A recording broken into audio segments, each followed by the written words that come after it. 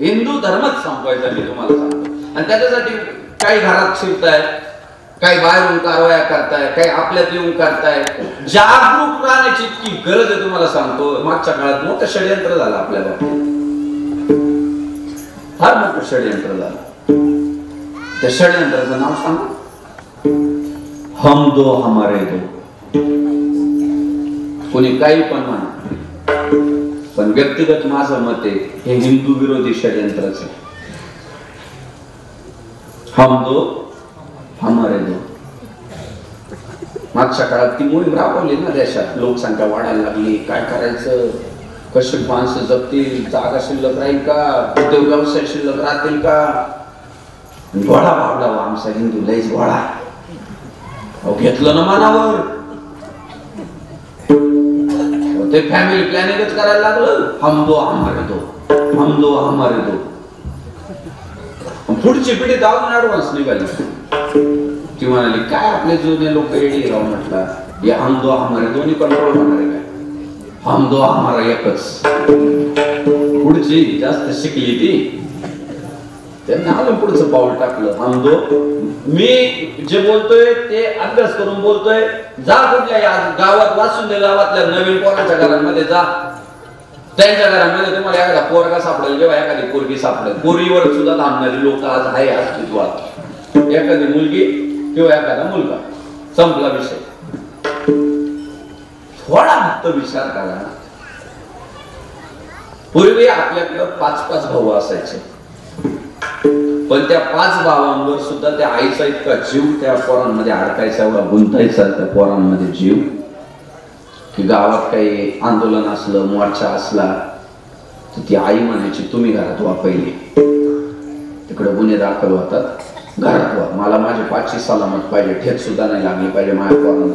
5 होते हो, पण त्या आईचा जीव अडकायचा त्या पोरांमध्ये. नका जाऊ, माझे लेकरं मला सलामत पाहिजे. बरोबर, 5 होते ना, तरी जीव अडकत होता. आता एकच. ते तर असा तळ हातावरच फोड झालाय. ते बाथरूम मध्ये चाललं तरी ती आई म्हणते जपून जाय. आता रोज जाताय ना बाई, त्यातच जाताय. ते बाथरूम मध्ये चाललं तरी जपून जाय, गॅलरीत चाललं तरी जपून जाय. ते इतकं लाडकं झालं. इतकं पूर्वी पोरं भरपूर असायचे, हाणून मारून पोरं बाप लोक शिस्ती लावायचे. डोळे वाटारले तर पोरं शांत बसायचे. आता पोरं बापावर डोळे वाटारतात. एकुलतं एक राहते ते झाले लाडकलंय. विनोदाचा भाग सोडा, मुद्दा समजून घ्या. हे एकुलते एक जे पोरं आता आपल्या घरांमध्ये दिसू राहिले, हे तुम्ही भारतीय सैन्यात पाठवणार का? आज जे आहे ना, एक काय म्हणतो आपण 100 भरती निघाली का 10,000 पोरं राहतात. संपणार आहे गणित. पुढच्या 5-10 वर्षात गणित नाही राहणार, असं मी तुम्हाला सांगतो. हिंदूंच्या बाबतीत बोलतोय मी. आज 100ची भरती निघाली की 10,000 अर्ज जात आहे. एकुलते एक जी पोरं आहे ही भारतीय सैन्यात पाठवू आपण. नाही जायचं काश्मीरला, जाय तिथं बर्फात रक्षण करायला देशाचं पाठवू. हे एकुलतं एक पोरग पोलीस प्रशासनात पाठवू आपण. नाही पाठवू. हे एकुलतं एक पोरग आपण राजकारणात तरी सक्रिय करू. कोणी सांगितले? रिस्की जॉब करायला सांगितलं कोणी?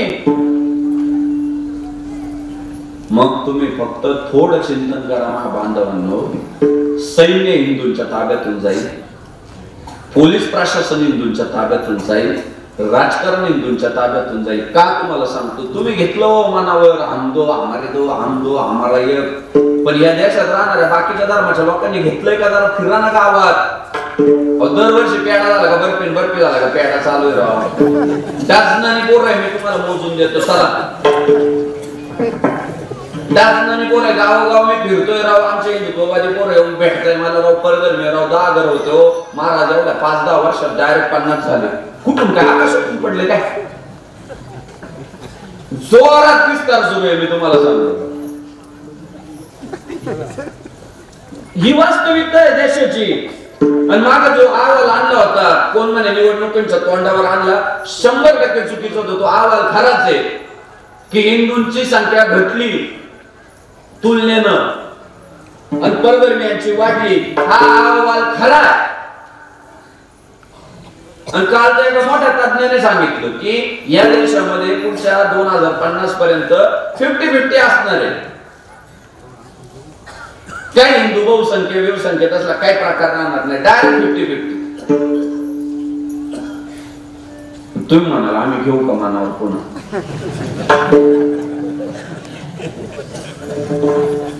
मी आज तरी तुम्हाला मनावर घ्या असं म्हणणार नाही. आज मी तुम्हाला विनंती करणार आहे की आमचे सुजितदादा जावरे सारखे आमदार साहेब, खासदार साहेब, ज्यांना मोठा राजकीय वारसा लाभलाय, ज्यांच्या मताचा विचार केला जातो वरिष्ठ पातळीवर, अशी लोक जेव्हा गावात येताना तेव्हा त्यांना म्हणू नका तिकडचा रस्ता राहिला आणि तिकडं पाणी तुंबलंय. मी सांगतो तुम्हाला, तुंबलेलं पाणी कधी पण काढता येईल, राहिलेले रस्ते कधी पण पूर्ण करता येईल. आज सगळ्या हिंदूंनी शासन दरबारी राजकीय सगळ्या मातब्बर मंडळींकडे मागणी जर काय केली पाहिजे तर नेते मंडळी या हिंदुस्थानामध्ये लोकसंख्या नियंत्रण कायदा सगळ्यांसाठी लागू करा, सरसकट करा, लवकरात लवकर करा, कायदाच करा. यांनी काय केलं, 3 अपत्य असले तर सरपंच होता येणार. आणि सरपंच होणारे कोणत्या धर्मातले लोक आहेत? आज हिंदुस्थानात सरपंच होणारी कॅटेगरी कोणत्या धर्मातली? हिंदू धर्मातली.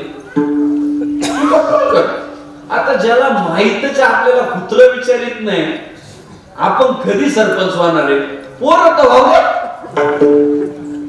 ते धपाधप जन्माला घालते. आणि हिंदूने मात्र इथं गडबड झाला. म्हणून सचिन महाराज हे गंभीर मुद्दे स्वप्नील पुढच्या काळामध्ये आपली मागणी हीच असली पाहिजे की लोकसंख्या नियंत्रण कायदा लागू करा. आणि जर नसेल लवकर लागू करत पुढच्या काही कालावधीमध्ये, मी आज तुम्हाला सांगतो घ्या मनावर, काय फरक पडत नाही, घ्या मनावर. तुम्ही घ्या नाही तर नका घेऊ, मी तर घ्या बर.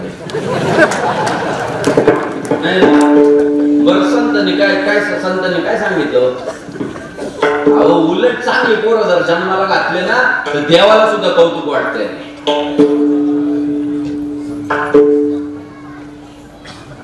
कुळी कन्या पुत्र होती सात्विक, कुळी कन्या पुत्र होती सात्विक,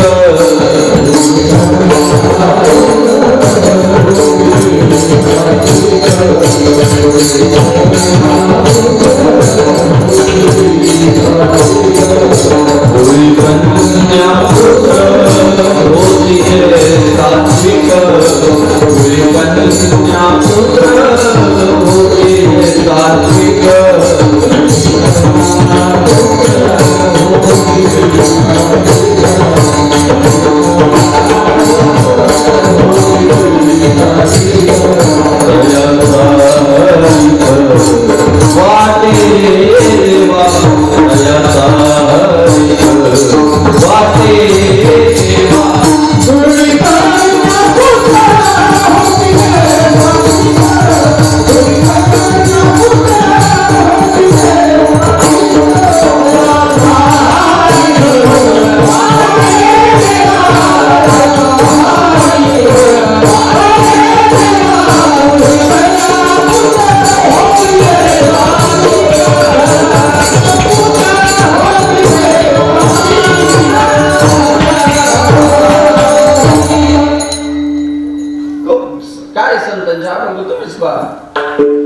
कुळी कन्या पुत्र होती जे सात्विक, तयाचा हरिक वाटे देवा. ते म्हटले जर कुळामध्ये चांगले भगवत भक्त, समाजसेवक, देशसेवक पोरं जन्माला आले तर देवाला त्याचं कौतुक वाटते. पवित्र ते कुळ, पावन तो देश, जेथे हरीचे दास जन्म घेती. ते म्हटले ते कुळ चांगलं आहे, ती भूमी चांगली आहे जिथे भगवत भक्त जन्माला येत आहे. काही गावात 5-5 जन्माला घातले पण नाही रे सज्जनच, कुणी म्हणते राव आमचा अभिमान आहे आमच्या गावाचा. काही एकच घातलं पण बेवडं, काय काम होतं ते?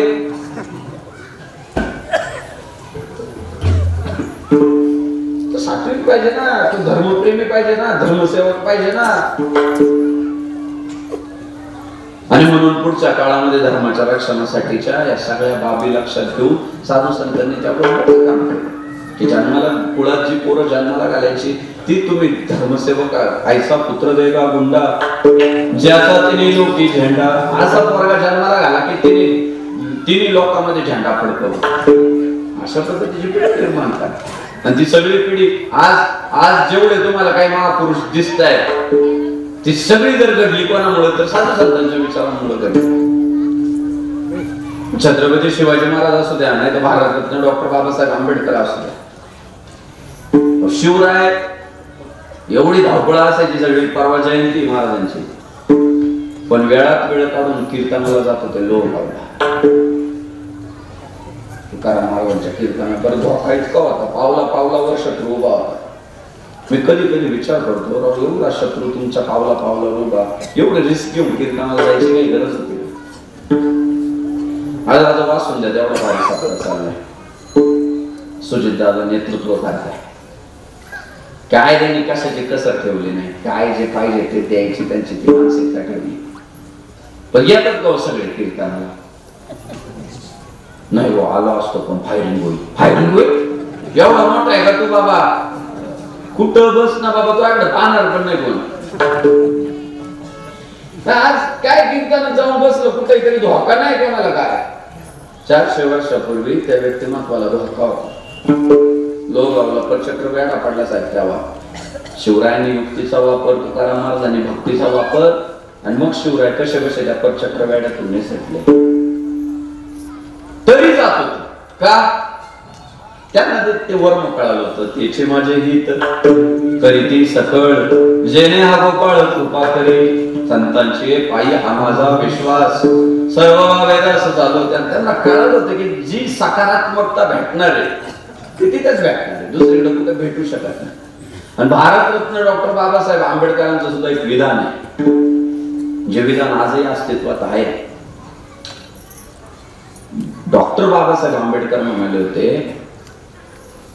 की ह्या हिंदुस्थानामध्ये आजपर्यंत जेवढे काही म्हणून पुस्तकं ग्रंथ कादंबऱ्या तयार झाल्या त्या सगळ्या समुद्रात बुडाल्या तरी मला दुःख होणार नाही. फक्त महाराष्ट्रातली ज्ञानेश्वरी आणि तुकाराम महाराजांची गाथा टिकली पाहिजे. महाराष्ट्राच्या अस्तित्वाला धोका नाही. बाबासाहेबांचं वाक्य की ज्ञानेश्वरी आणि गाथा हे टिकली पाहिजे. कधी म्हटले ते टिकली पाहिजे जेव्हा वाचली तेव्हा म्हटले ना. त्याला तिचं महत्व कळालं. गीता अलंकार नाम ज्ञानेश्वरी ब्रह्मानंद लहरी प्रगट केली नामा म्हणे श्रेष्ठ ग्रंथ ज्ञानदेवी एकतरी उभी अनुभवावी. ती त्यांनी अनुभवली त्या अनुभवामुळे त्यांनी पुढे मांडलं की ग्रंथ कामाचे. आणि जो म्हणून कोणी या साधू संतांच्या विचारसरणीचा अंगीकार केला आज या वासुदेव गावाला सुद्धा सद्गुरु भाऊसाहेब महाराजांची एक मोठी परंपरा लाभली. महाराजांचं समाधी मंदिर गावामध्ये जिथे मी आज दर्शन केलं त्या परंपरेचं सगळं गाव. आणि जगद्गुरु भगवान श्री तुकाराम महाराज म्हणतात की ही जी साधू संत मांदियाळी जन्माला आली ज्यांनी मोठ्या पद्धतीने धर्माचा प्रचार प्रसार केला ज्यांनी मोठ्या प्रमाणात माणसाला कसं जगलं पाहिजे याची शिकवण दिली आणि माणसाला सुखी समाधानी करायचं काम केलं. देवापुढे हात जोडून प्रार्थना करतात देवा त्या संतांच्या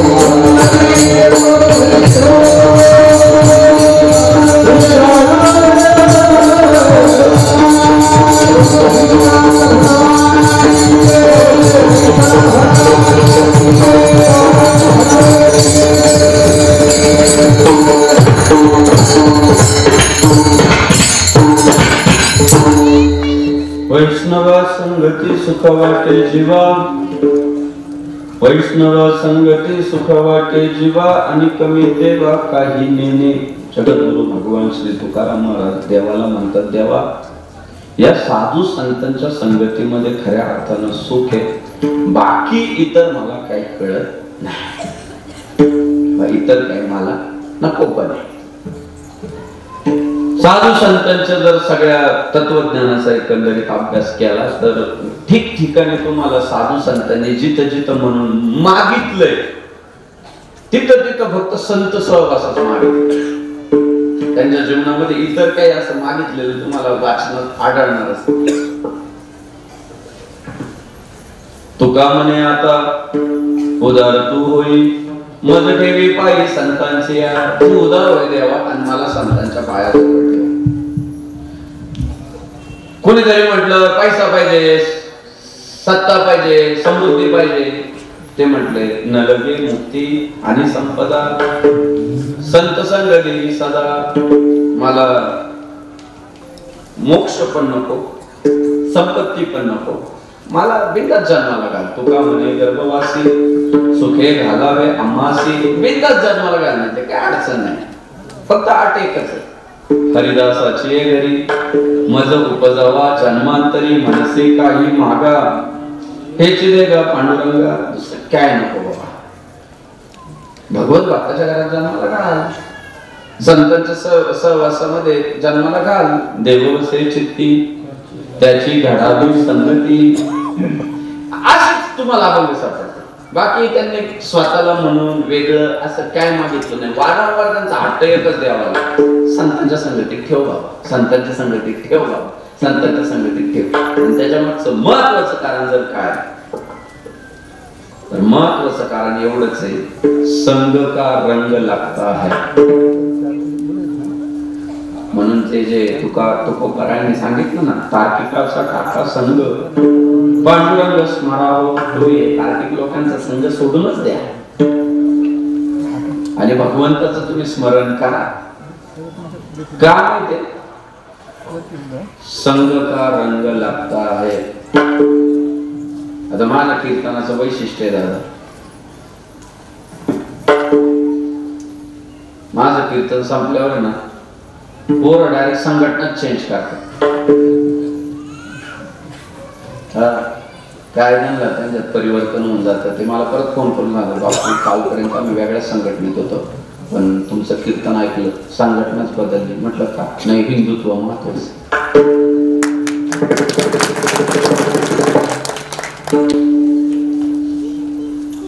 आणि अशी पण काही लोक आहेत की ज्यांचं ऐकल्यानंतर असं वाटतं हे धर्मवीर घेऊन बसले. तुम्ही जशा सहवासात राहणार, जशा संगतीत राहणार, तशा पद्धतीनेच व्यक्तिमत्व घडतात. गावात जर पराक्रमी माणसं जन्माला आले ना, पुढच्या पोरांची आपोआपच जबाबदारी वाढून जाते. आज या वासुदेव गावानं किती वर्ष, 10 वर्ष या तालुक्याचं नेतृत्व केलं ना. कैलासवासी वसंतराव जावरे पाटलांनी किती वर्ष, 10 वर्ष या पारनेर तालुक्याचं आमदारपद घुसवलं.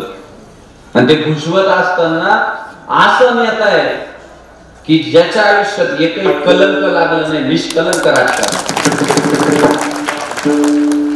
काय होऊन जातं असं झाल्यानंतर, पुढच्या पोरांची जबाबदारी वाढून जाते.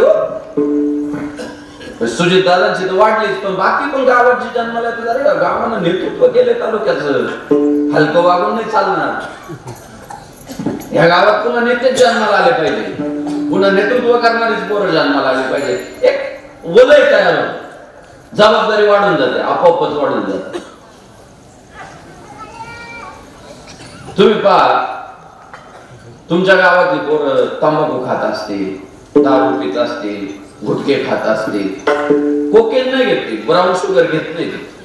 का आजोबाच घेत नव्हता. पोरं सुद्धा तेच व्यसन करतात जे वाडवडील करीत होते. आजा दारू पितो म्हणून नातू दारू पितोय, बाप तंबाखू खातो म्हणून पोरगा तंबाखू खातोय. सुनबाई सासूला पुढी मागती, माहिती संपली तुमची आई. सगळ्या संघाचाच महिमा आहे. पतन उद्धार संघाचा महिमा त्याच्या संत सेवी. महाराजांनी सरळ सांगितलं की तुमचं कल्याण होणार आहे, तुमचं वाटोळं होणार आहे, तुम्ही फक्त संघटित कोणा घरा असाल तेवढं ठरवा. हे हिंदुत्वाचा नाद लागला काही वर्षापूर्वी पोरांना, टपरी चालवणारे पोरं आमदार केले हो बाळासाहेबांनी. खरं नाही, हा जळगावचे गुलाबराव पाटील वगैरे सामान्य पोरं, तिकडे संदीपांची कुंभरे, छोटी छोटी माणसं. फक्त तुम्ही मोठ्याच्या सहवासात तर गेलं पाहिजे ना. तुम्ही दारुड्या माणसासोबत राहा, पिऊ नका, लोक तुम्हाला बेवडाच म्हणतात. आणि तुम्ही चांगल्या वारकऱ्या सोबत राहा, भजन करू नका, लोक तुम्हाला वारकरीच म्हणतात. आमचा एक मित्र आहे, लय आरंडी खातो, म्हणजे दात टाक लाल झाले, लाल लाल जरा दात झालेले आखे, पण ड्रायव्हिंग चांगलं करतो. दारू पेत, गुटखा खाते, पण ड्रायव्हिंगच्या बाबतीत चांगलं. मला एक दिवस वाशिमला कीर्तन होतं, जरा मोठा पल्ला होता स्वप्नील महाराज, ड्रायव्हरच भेटा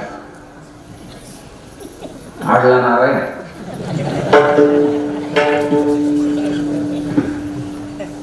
म्हटलं आजच्या दिवस गुटखा नाही खाल्ला तर चालत का, दारू नाही पिली तर चालत का. म्हटलं राव तो यासाठी एवढं करू शकत नाही बाबा, नाही खाणार. म्हटलं आज आखी एक कोलगेटची टूथपेस्ट संपवली बा, एकाच दिवशी संपवली. घासायचं, पुन्हा करायचा, पुन्हा घासायचं, पुन्हा टूथपेस्टच संपवली आखी. तर थोडेसे लेवलला आले जा, चला म्हटलं जाऊ. वाशिमच्या लांब गेलो, लोक जेवढा लांबून बाबा येतो तितकं लोकांना आकर्षण राहतं बरं. गावातल्या बाबाचं तितकं राहत नाही, ही मोठीच राहत. खरं बाहेरच्या गावात जेव्हा जातात ना यांचं स्वागत लय मोठं होतं. आता आम्ही आमच्या गावात जेव्हा जातो ना आला बापू, लांब गेलं की थोडस महत्व राहतं.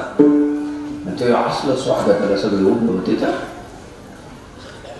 ते उतरलं, मी उतरलो अलीकडून, लोक माझ्या पाया पडायला लागले, त्याच्या लागले पाया पडायला.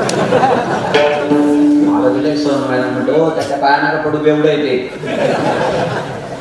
लोकांनी हात जोडला, म्हटले महाराज तुमच्या सोबत आले, आमच्यासाठी माऊलीची.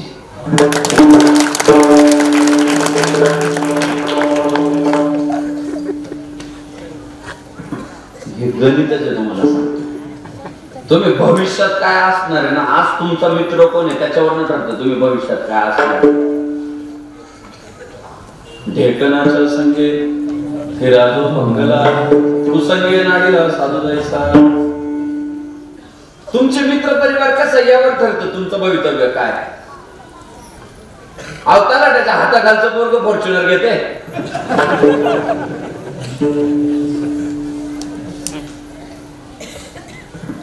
खरंय का खोटे.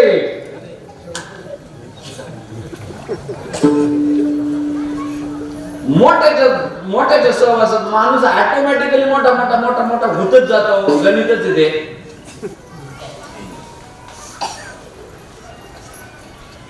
आई वडील काय ताकदीचे होते, पुढच्या पोरांना आपापते वलय निर्माण होतात. आता मी एखाद्या घरी गेलो पुण्यात, त्यांनी 3 वर्षाचं पोरगं कोंडून ठेवलं होतं फ्लॅट मध्ये. ते जोरात दरवाजा वाजवायचं, घ्या मला बाहेर, घ्या मला बाहेर. मी घरात गेलो, ते असं ठोकत होतं दरवाजा. का मला कोंडून ठेवला तर नाही, त्याला बाहेर काढला तर आमची इज्जत जाईल. काय सांगू महाराज, परवा तिसन माझं थोडं भांडण झालं. रागाच्या भरात मी एकटाच त्याला माकड तोंडे म्हटलो, त्याने ते पाठच केले. दिसल तेव्हा तो माकड तोंड्याच म्हणते, आम्हाला दोघांना तर म्हणतोच, पण कोणी दिसतो माकड तोंड्यात. सुकून आम्ही दरवाजा उघडला, तो बाहेर आल्याला जर तुम्हाला माकड तोंड्या म्हटलं आमची काय.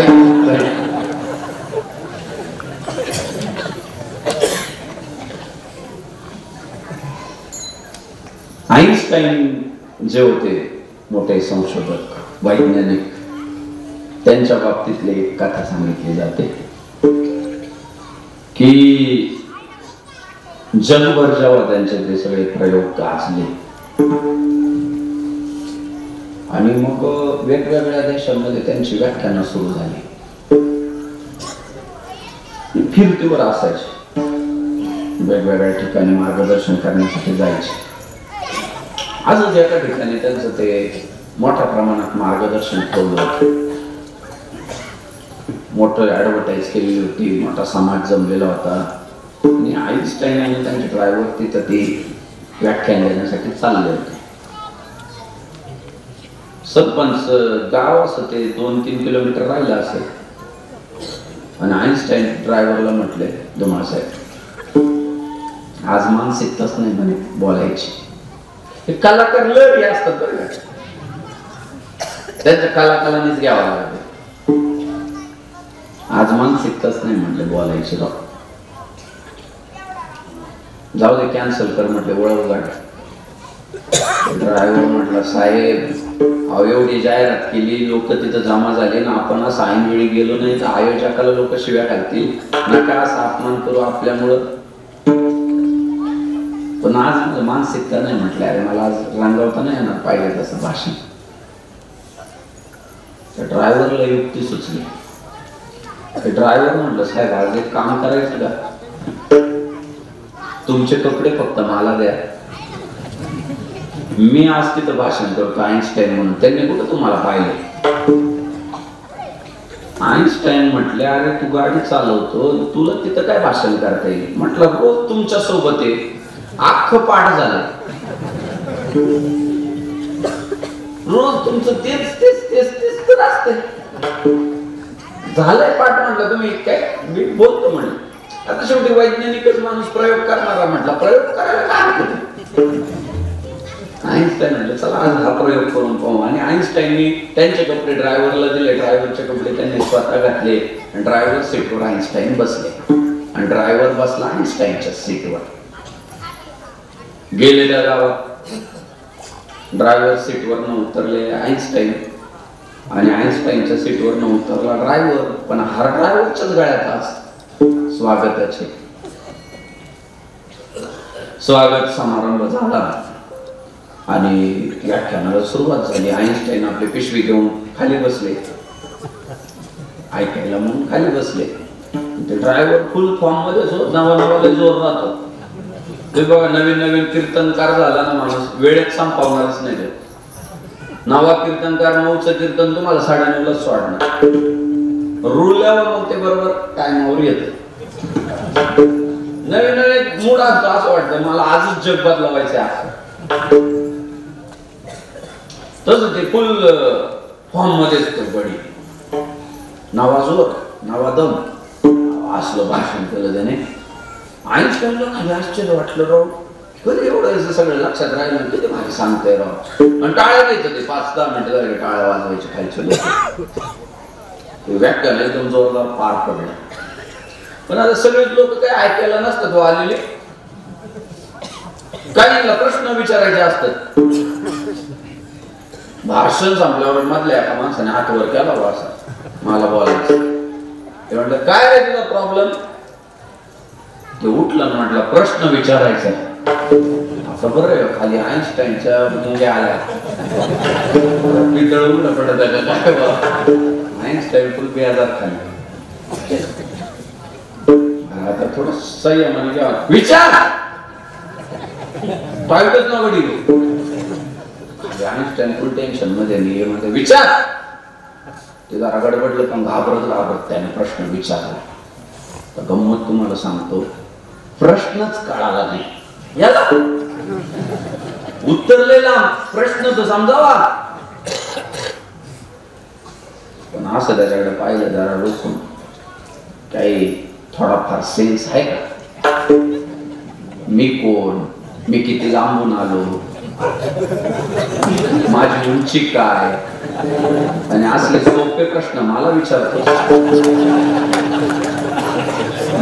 अरे थोडं भान ठेव, असल्या प्रश्नांची उत्तर तुम्हा ड्रायव्हर पण देऊ शकतो.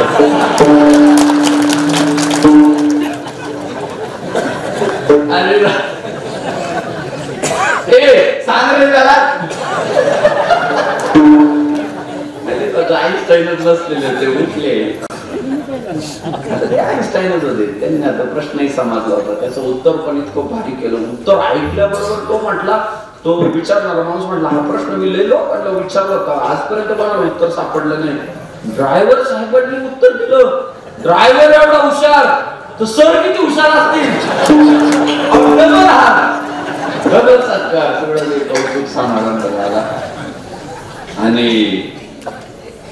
पुन्हा परतीचा प्रवास जेव्हा सुरू झाला, मग मात्र आईन्स्टाईन स्वतः त्यांचे कपडे त्यांनी घातले, ड्रायव्हरने त्यांचे घातले, ड्रायव्हर सीटवर बसला. आईन्स्टाईन एवढं आश्चर्य वाटलं, म्हटलं भाषण चांगलं केलं, पण जेव्हा त्या माणसानं प्रश्न विचारला तेव्हा खरंच माझ्या अंगाला मुंग्या आल्यासारखा.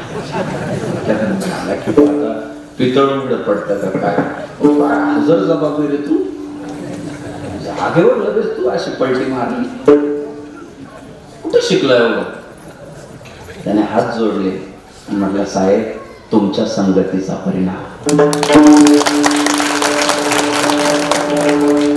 आज तुम्हाला मी सांगून जातो, तुमच्या मुलांचे शिक्षक चांगलेच पाहिजे, दर्जेदारच पाहिजे. आठवा तुम्ही आपला काळ, ज्यांचे शिक्षक चांगले होते ते पोरं चांगले पुढे गेली, आणि ज्यांना टेबलावर डोकं ठेवून झोपणारे शिक्षक भेटले ना, पोरं डायरेक्ट गुरं राखायला. गुरं राखणं वाईट आहे असं मला म्हणायचं नाहीये, पण त्या पोरांची पण इच्छा होती आपण डॉक्टर इंजिनियर काहीतरी व्हावं. पण त्या काळात असे भरती केले होते की मॅडम शाळेत आल्या, हजेरी घेतली का झोपल्या टेबलवर डोकं ठेवून. मी पाहिलेले ते शिक्षक, पाहिलेले, तुम्ही पण पाहिलेले. आणि सगळे तसे नसायचे, काही इतकी तळमळ असायची की पाय पोरगा घरी कसा वागला पाहिजे, शाळेत कसा आला पाहिजे, त्याचं राहणीमान कसं पाहिजे, इथून शिकवायचे. जिल्हा परिषदेत असायचे. योगायोगाने ज्या पोरांना ते शिक्षक लोक भेटायचे ना, ती पोरं पुढे निघून जायचे, आणि ज्यांना नाही भेटायचे ते पोरांचं नुकसान झालं. आणि बाप साधू संत आमच्या मायबापांच्या लक्षात आली. त्यांनी देवाकडे एक मागणं केलं की देवा, हे दुःखमय असणारा संसार, ही सगळ्या ग्रंथांनी सांगितलं ना, संसार दुःखमूळ, चौकडे इंगळ, विश्रांती नाही कुठे, रात्रंदिवस तळमळ, दुःख बांधवडी आहे हा संसार, सुखाचा विचार नाही कुठे. खरं वास्तविकता जर पाहिली तर संसार हा दुःखाचा आहे. पण एकमेव जगाच्या पाठीवर आहे ज्ञानेश्वर महाराजांसारखे, तुकाराम महाराजांसारखे संत की ज्यांनी या दुःखात होरपळणाऱ्या संसारी लोकांना सुखी करण्यासाठी प्रयत्न केले. अवघडचे संसार सुखाचा करी, आनंदे बरे नसली लोक, आजी संसार सुफल झाला गे माये, देखिले पाय विठोबाचे. तुकाराम महाराज म्हणतात, सर्व सुखल्यालो सर्व अलंकार, आनंदे निर्भर. आज प्रत्येक जण पावला पावलावर तुम्हाला भेटतोय, काय खरं नाही हो, भेटलंय आयुष्य म्हणून जपतोय. पण जगाच्या पाठीवर एकमेव संत आहे की जे म्हणतात नाही, आनंदाचे डोही, आनंद तरंग, आनंदाचे अंग आनंदाचे. अशा पद्धतीचा माणूस सुखी होऊ शकतो, त्याला करणार आम्ही हा संकल्प सुद्धा साधू संतांनी केला, आणि त्या पद्धतीने वाटचाल सुरू झाली. म्हणून तुकाराम महाराज म्हणतात की देवा, अशा साधू संतांच्या सहवासात जर आम्ही राहिलो तर वैष्णवा संगती सुख वाटे जीवा, आणि कमी देवा काही नाही. देवा काय नको, शेवटच्या श्वासापर्यंत जेवढं काय आयुष्य आहे तेवढं आयुष्य फक्त संतांच्या संगतीत आमचं सांभाळ कर. शेवटचं चरण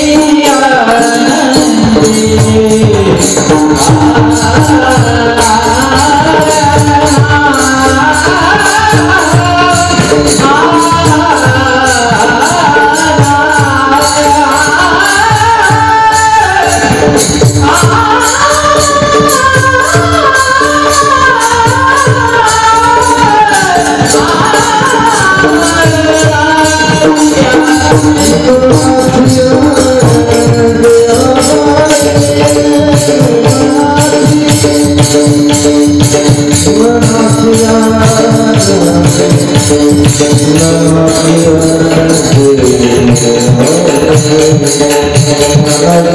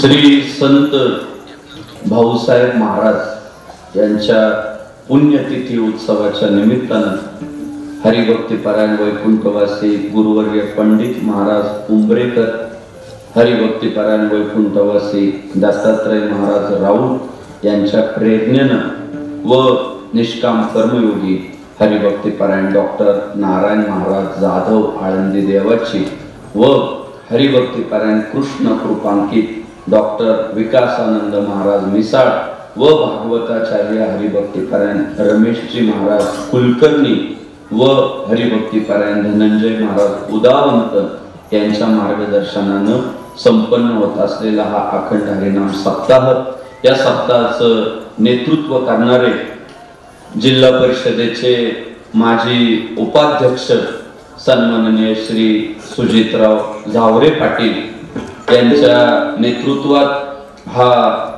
अखंड हरिनाम सप्ताह संपन्न होतोय। आज 7व्या दिवसाची कीर्तन रूपी सेवा अर्थात जागराची कीर्तन रूपी सेवा माझ्याकडे आली। आज ज्यांचं संत पूजन ज्यांनी स्वीकारलंय असे स्वर्गवासी विष्णू शंकरराव साळुंके यांच्या स्मरणार्थ श्री संजय विष्णू साळुंके यांनी आजचे सौजन्य घेतलं, त्याबद्दल याही परिवाराचे धन्यवाद व्यक्त करतो। कीर्तनाच्या निमित्तानं गोड अशी गायन साथ करणारे हरिभक्तीपरायण भजन सम्राट अण्णा महाराज उंडे असतील, राम महाराज बडे जालनाकर, बबन महाराज कळकटे, बबनराव महाराज वाबळे, धनंजय महाराज उदावंत, माऊली महाराज कांगणे, गणेश महाराज कळकटे, सोमनाथ महाराज राऊत, सोन्या बापू साळुंके महाराज, पांडुरंग महाराज चावरे, दरेकर महाराज, हरिभक्तीपरायण शिंदे महाराज, त्यांची सगळी वारकरी शिक्षण संस्था, विनेकरी महाराज, चोपदार महाराज यांचे धन्यवाद व्यक्त करत असताना अत्यंत मधुर मृदंग साथ करणारे हरिभक्तीपरायण मृदंग सम्राट नामदेव महाराज बडे जालनाकर व याच गावचे या भूमीचे भूमिपुत्र हरिभक्तीपरायण मृदंग सम्राट विवेकजी महाराज धुमाळ यांनी देखील अत्यंत उत्तम प्रकारे मृदंग साथ केली. या दोनही वादकांचे मी मनापासून धन्यवाद व्यक्त करतो. या भूमीचे भूमिपुत्र आमचे सहकारी किरण महाराज कुलकर्णी असतील, हरिभक्तीपरायण धनंजय महाराज उदावंत असतील, या मंडळींचे मी मनापासून धन्यवाद व्यक्त करतो. कीर्तनाच्या निमित्तानं आज ज्यांची विशेष उपस्थिती लाभली असे पारनेर परिसरामध्ये वारकरी संप्रदायाचा हिंदू धर्माचा जागर करणारे आमचे हरिभक्तीपरायण सचिनजी महाराज शेटे व माझे सहकारी मित्र हरिभक्तीपरायण स्वप्नीलजी महाराज पुजारी, ही मान्यवर मंडळींनी आज विशेष उपस्थिती दिली, त्यांचे धन्यवाद व्यक्त करतो.